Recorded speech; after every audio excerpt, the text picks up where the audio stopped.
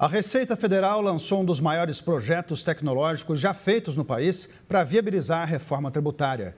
É um sistema 150 vezes maior que o PIX e vai operacionalizar a cobrança dos novos impostos previstos com a reforma tributária. Sobre esse assunto, eu converso agora com a advogada tributarista Flávia Holanda Gaeta. Bom dia para você, Flávia. Seja muito bem-vinda ao Real Time. Bom dia. Muito obrigada pelo convite. Vamos falar de reforma, então. Isso. Eu queria que você explicasse para a gente com detalhes, então, como é que vai funcionar esse sistema. Tudo que nós sabemos é através de entrevistas e documentos, enfim, da própria Receita Federal. Não é? A gente ainda não tem dados precisos porque o sistema está em testes. O que nós sabemos é que quando ele menciona que vai ser 150 vezes mais potente que o PIX, é que significa que o volume de dados tratados, processados, é muito maior do que acontece com a ferramenta do Banco Central hoje. E por quê? Porque os dados de uma nota fiscal são excessivos. No PIX, por exemplo, o que nós temos é o remetente, o destinatário e contas de, digamos assim, de origem e destino. Quando a gente fala de matéria tributária, tributação de consumo, é como se a gente tivesse que processar todas aquelas informações contempladas numa nota fiscal.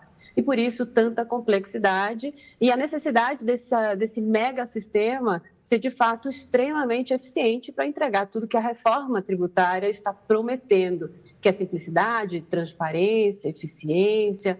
Então, é um sistema que está em construção, com a participação de quase 500 empresas, e que deve estar pronto para o início de 2026.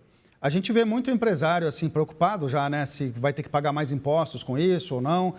Na verdade, o que me parece até agora é que vai ficar mais difícil sonegar, não?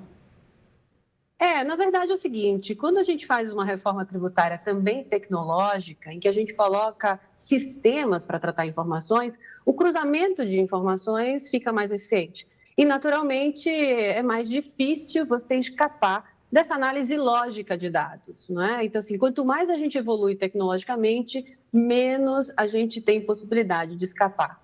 Mas a grande questão vinculada à sonegação fiscal é uma nova ferramenta, né, ou um novo instrumento que foi criado pela reforma, o chamado split payment, que, através desse próprio mega sistema, vai fazer com que exista o cálculo do tributo, o abatimento dos tributos pagos nas etapas anteriores e o recolhimento imediato desse tributo já na liquidação financeira.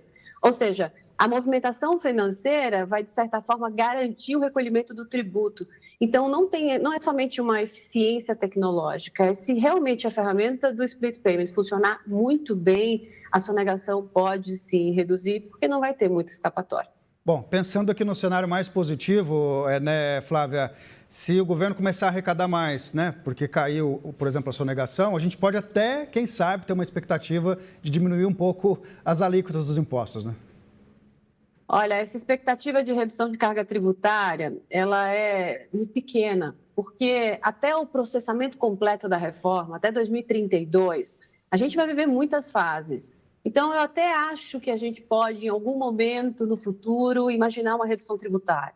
Mas para os próximos anos, o que eu acho é que a gente vai viver uma sobrecarga tributária muito intensa, até que todas essas dinâmicas elas se concretizem e a gente realmente entenda qual foi o resultado da reforma. Eu diria que hoje é muito precipitado a gente dizer que vai pagar menos. Por um bom tempo a gente vai pagar bem mais e por isso que a gente espera uma certa inteligência do sistema para garantir uma efetividade, para realmente garantir um sistema jurídico tributário mais saudável, mais eficiente. Mas tudo ainda são expectativas. O que a gente sabe com certeza é que durante um bom tempo, talvez 5 ou 6 anos, as empresas vão ter que conviver com 2 sistemas tributários diferentes, né? Vão se desapegando assim, pouco a pouco do que a gente já tem, para passar para o sistema que foi aprovado na reforma tributária. A gente poderia chamar isso, quem sabe, de dores do crescimento, né? Porque depois que tiver tudo implementado, a tendência é que seja simplificado. E até mesmo esse sistema que a gente falou que é 150 vezes mais eficaz que o PIX, se bem incorporado pelas empresas, pode significar também ali menos horas de trabalho para lidar com impostos. Ou eu estou sendo muito otimista?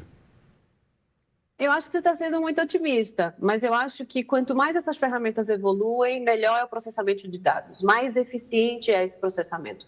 Então, eu não imagino uma redução de demandas ou uma redução de fluxo de trabalho. mas uma inteligência num sistema federal, não é?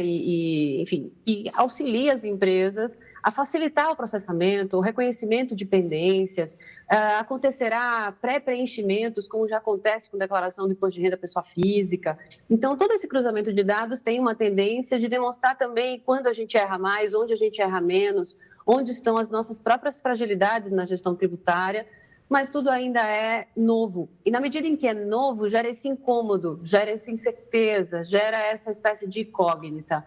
Mas, sem dúvida, os próximos anos serão bem desafiadores. Porque a partir de 2026, a gente tem o início da atuação desse sistema, se ele de fato ficar pronto, e essa é a promessa da Receita, mas não haverá recolhimento de tributo em 2026. A partir de 2027, aí sim acontece a extinção do PIS e da COFINS e o início da CBS. O IBS só começa lá em 2029 a 2032. Então, tem bastante tempo ainda para a gente viver esse movimento, mas, sem dúvida, é extremamente complexo viver com dois sistemas tributários por tanto tempo. Mas talvez seja o preço da transição, o preço de mudar bastante o que nós temos hoje. Flávia Gaeta, advogada tributarista, muito obrigado pela sua participação e bom dia. Muito obrigada. Daqui a pouquinho eu vou conversar aqui no Real Time